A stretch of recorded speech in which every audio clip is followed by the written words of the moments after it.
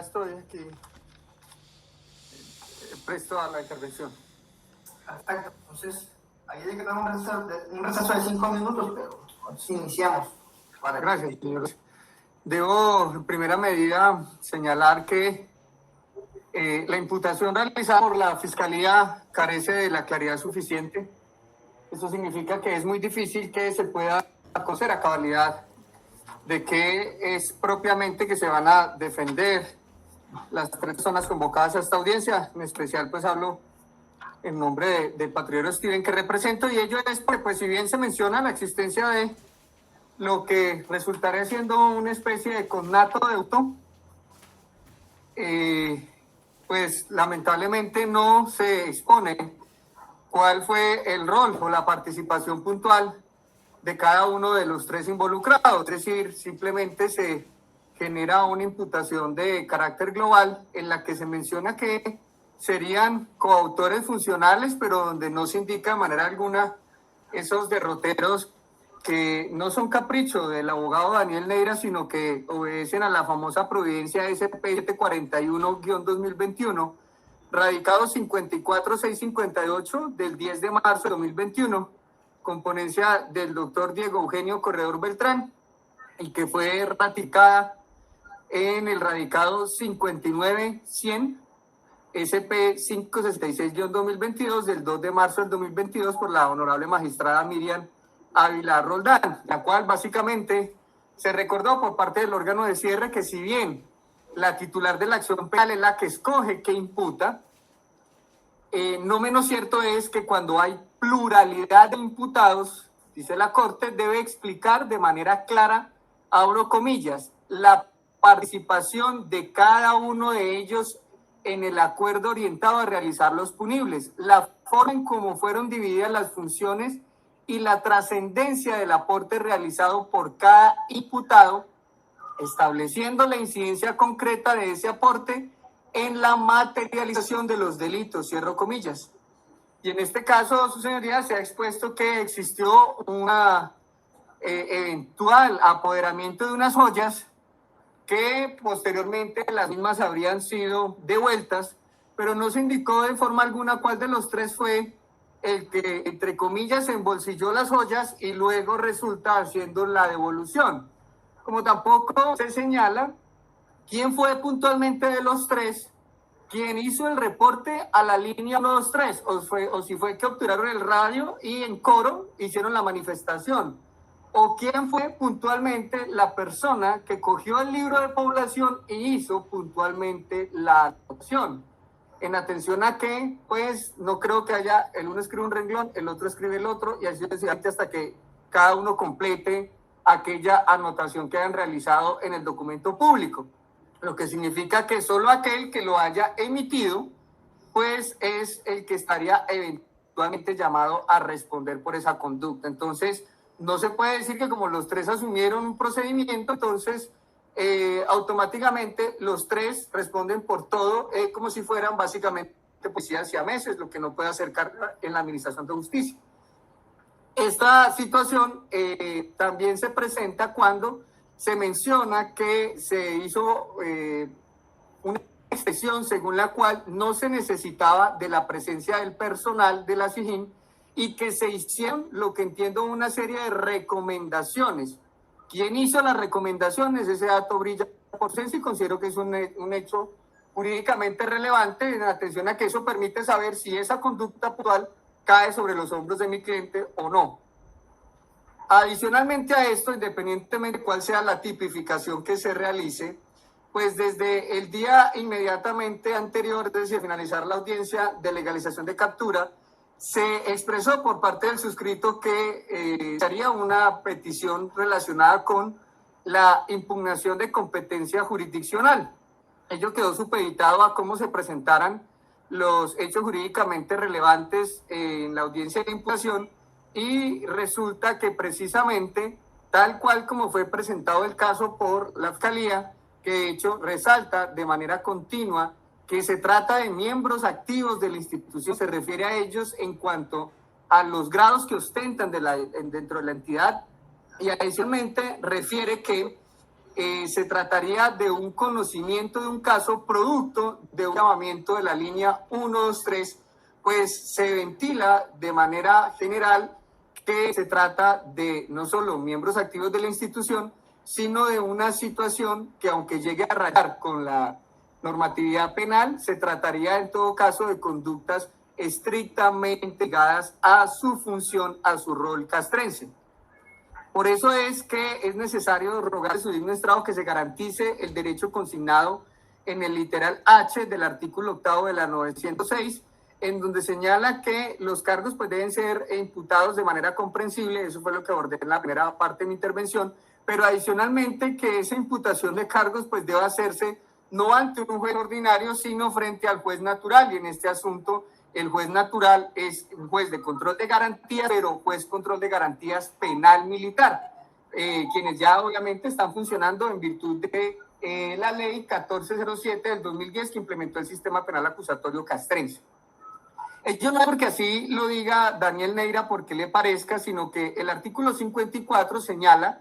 que no solo hay definición de competencia en sede de acusación, ese artículo 54 sí es el de la ley 906, sino que el legislador señaló en forma taxativa, abro comillas, igual procedimiento se aplicará cuando se trate de lo previsto en el artículo 286 de este código y cuando la competencia la proponga la defensa.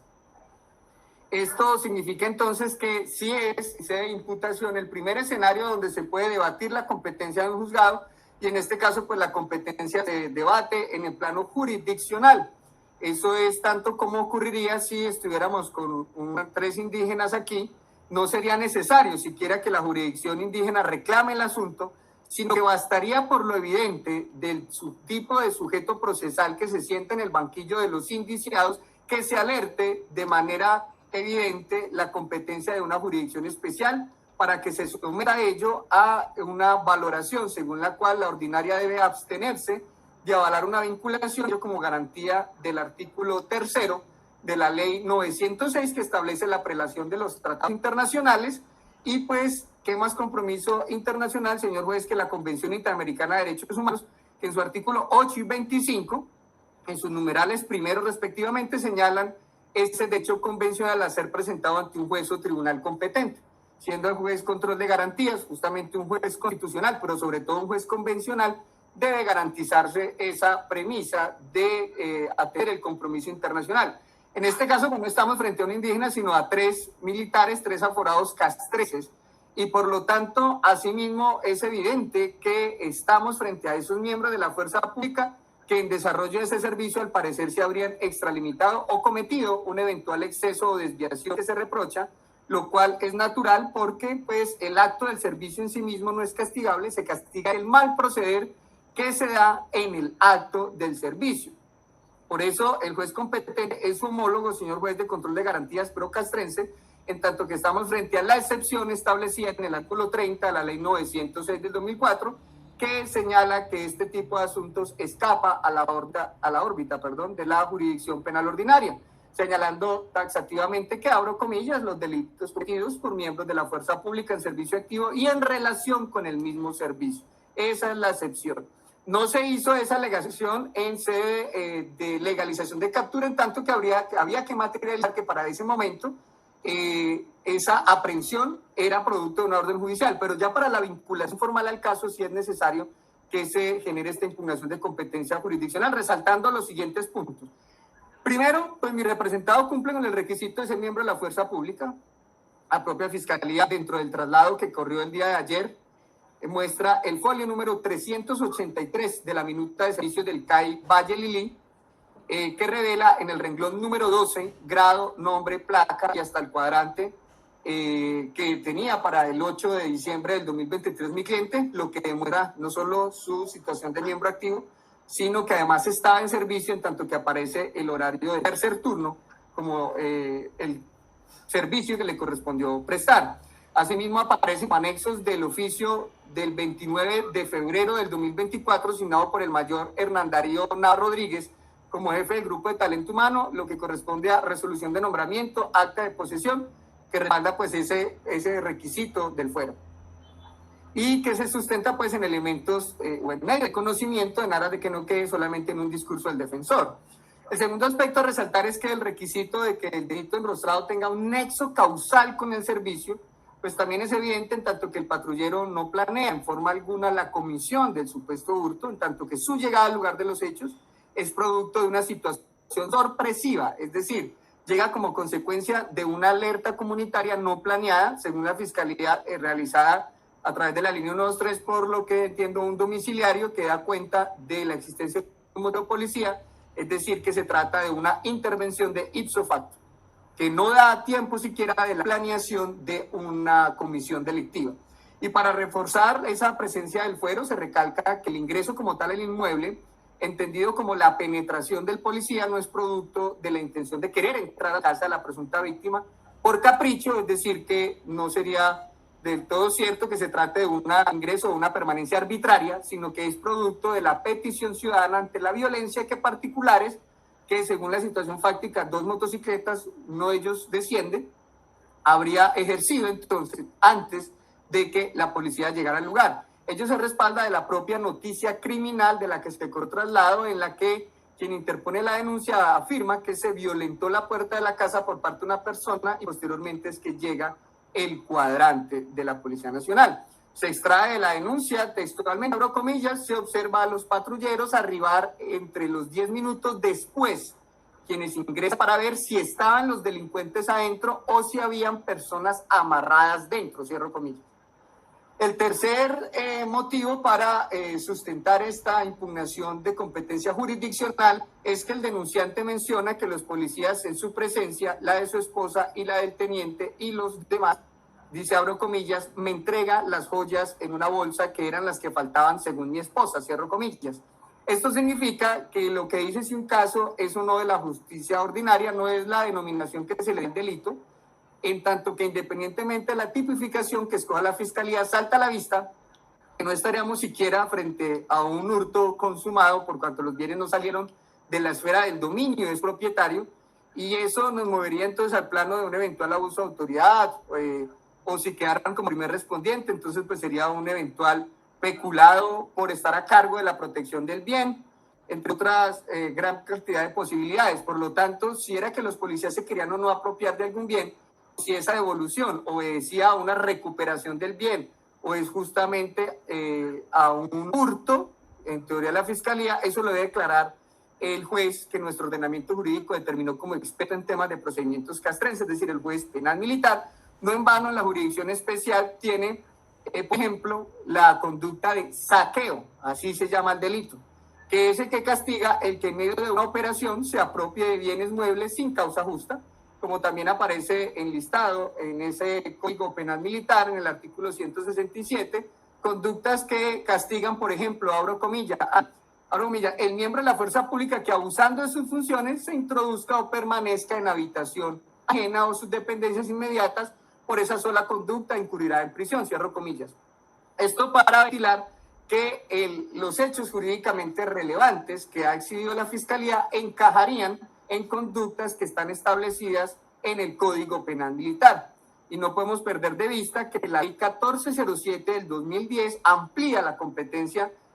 frente a los delitos comunes a rezar en su artículo 171 que, abro comillas, cuando un miembro de la fuerza pública en servicio activo en relación con el mismo servicio cometa delito previsto en el Código Penal Ordinario o leyes complementarias, será investigado y juzgado de conformidad con las disposiciones del Código Penal Militar, cierro comillas.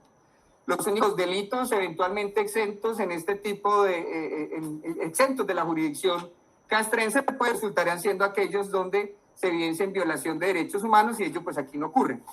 Esto para ir concluyendo que las calificaciones provisionales como el hurto, llámese calificado, agravado o con cualquier otra denominación, son competencia de la jurisdicción castrense, quien de paso sea decir, no se trata de un beneficio, ser investigado por la Justicia Penal Militar no significa que ya se vaya a generar una especie de protección o de manto de impunidad, por el contrario, al final de mi intervención correré traslado para revisión porque es un poco complejo encontrar esas providencias en internet, como la sentencia con radicado 157-202-7889 demuestra a través de la Sala Tercera, decisión del Tribunal Superior Militar, con ponencia del magistrado castrense Carlos Alberto Dulceira, al atender una apelación de una sentencia absolutoria, él resolvió revocar y condenar a un grupo de policías por hurto calificado y agravado. ¿Qué tipo de caso era ese? Pues que en una canoa en Guapi, del Cauca, objeto de una requisa, le habrían hurtado a una persona 36 millones de pesos, le devolvieron 22 y los policías se apropiaron de 14 millones de pesos. Ese caso fue fallado por la justicia penal militar, a pesar de que justamente es la misma conducta aquí enrostrada, hurto agravado y calificado. En esas condiciones, pues, sumado ello a el artículo 286 de la ley 599, que se menciona como la falsedad ideológica en documento público, pues se está refiriendo a la Fiscalía a unos registros a los que no puede acceder el señor juez, a los que no puede acceder la Fiscalía y a los que los defensores tampoco podemos acceder, en tanto que ninguno de nosotros, y como tal, ningún particular puede hacer anotaciones en un libro de población, ni puede hacer reportes al CIEP, ni puede hacer ningún tipo de recomendación radial a través del CAD. ¿Quién puede hacer eso? Exclusivamente los miembros de la Policía Nacional. Por lo tanto, significa eso que esa conducta, arbitraria o no arbitraria, omisiva o no omisiva, falsa o no falsa, resulta siendo estrictamente ligada al servicio. Recordemos también que, palabras que no son mías, sino del magistrado castrense Fabio Enrique Araque Vargas, en la radicación 156.508-6824 se señaló, abro comillas, las hago mías: los delitos comunes que juzga la justicia penal militar requieren que tengan una relación con un acto del servicio legítimo, es decir, que la cronología de los eventos primero surge de un acto del servicio y posterior a él surge el delito. La reflexión sobre el postulado ab initio criminal radica en verificar que aquel acto del servicio no haya sido concebido para ponerlo a favor del delito. En otras palabras, crear un acto del servicio ilegítimo y a partir de tal contexto desarrollar conductas delictivas implica la falta de competencia de la justicia penal militar por considerarse un acto ab initio criminal, en virtud del cual el sujeto comete el delito previamente ha creado el acto del servicio de manera ilegítima, y es decir, su comportamiento ilegítimo sobre ese contexto del acto del servicio es ante al plan de autor del punible que se investiga. Es decir, que si ahí cierro comillas, quiere decir esto que si el policía planea el acto del servicio y luego en ejercicio de ese acto del servicio ilícito planeado comete el ilícito, sería la justicia ordinaria. Pero dice el señor magistrado castrense, abro comillas, por el contrario entonces, la conducta delictiva será de competencia de la justicia penal militar por pregonarse tener una relación con un acto de servicio legítimo, conducta delictiva que ha surgido como extralimitación o deformación de un acto del servicio ilícito. A manera de ejemplo, es el caso del punible de concusión, cuando un miembro de la fuerza pública en la instalación o ejecución de un puesto de control en la vía para verificar documentos de los vehículos despliega la idea criminal sobre consumar una conducta concusionaria dentro del contexto de aquella actividad de control vehicular, cierro comillas. Ahí concluye el tribunal en esa prudencia que este tipo de conductas entonces que se dan dentro del acto mismo del servicio son de competencia de la jurisdicción castrense, en tanto que no se puede confundir el ante autor del delito con una conducta ex ante del mismo. Cumpliendo con esa carga de demostrar por qué la impugnación de competencia jurisdiccional es un acto caprichoso,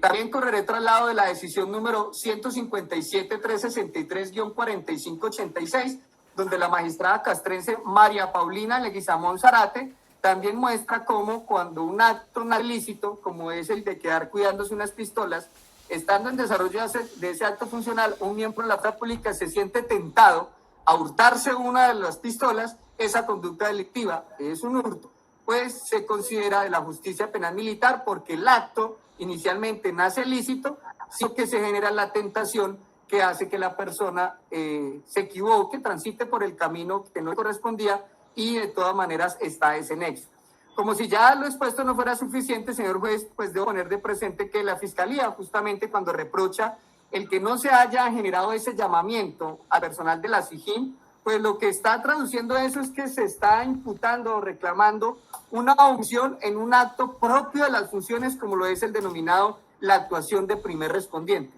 Por lo tanto, si se omite un acto propio de las funciones, pues justamente ahí está el nexo, porque se está reclamando que no hicieron algo que tenían que hacer como policías. no puede perderse esta oportunidad para adicionalmente señalar que se equivoca la Fiscalía cuando señala que el hecho de ser miembro de la Policía Nacional le da a los 3 funcionarios esa situación del numeral 9 del artículo 58,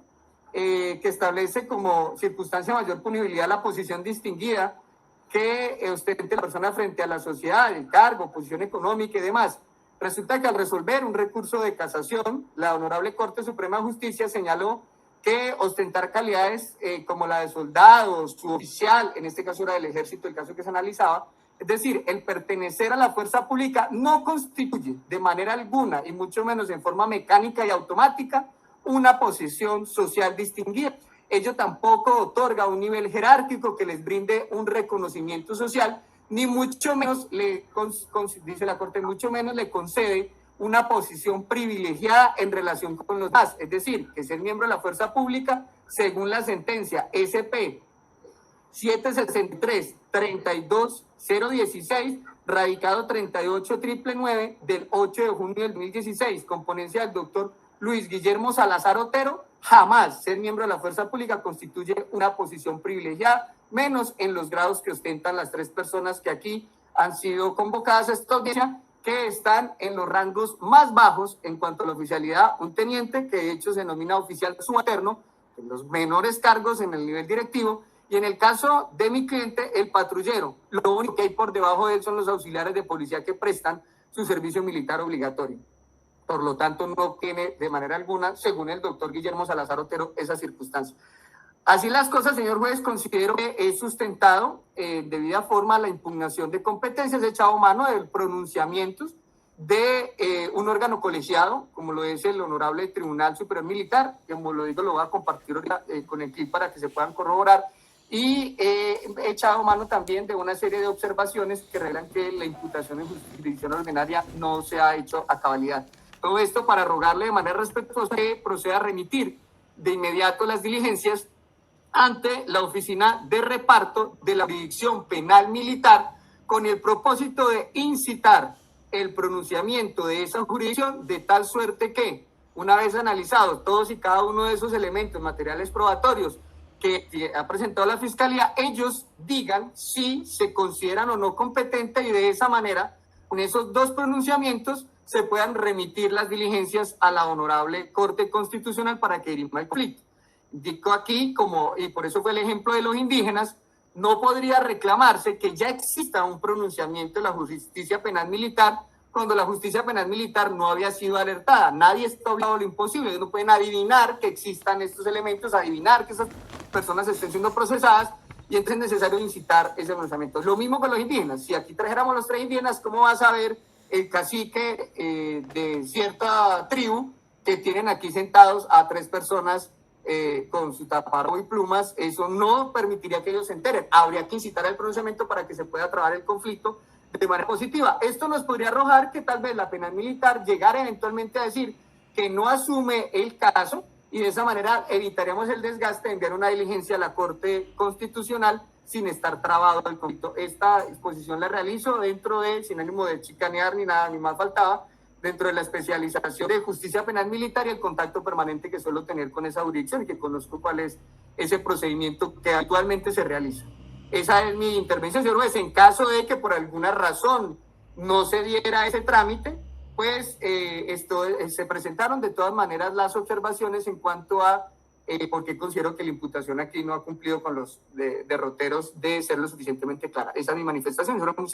Procedo a enviar las decisiones a las que hice mención. Los elementos, no sé si el señor fiscal ya los remitió, en todo caso los voy a reenviar, señor juez, en atención a que es necesario que se revisen aquellos acápices a los que me referí, es decir, el acta de nombramiento, libros y demás. Gracias. Muy bien, doctor. El doctor tiene alguna observación por hacer a la formulación de imputación.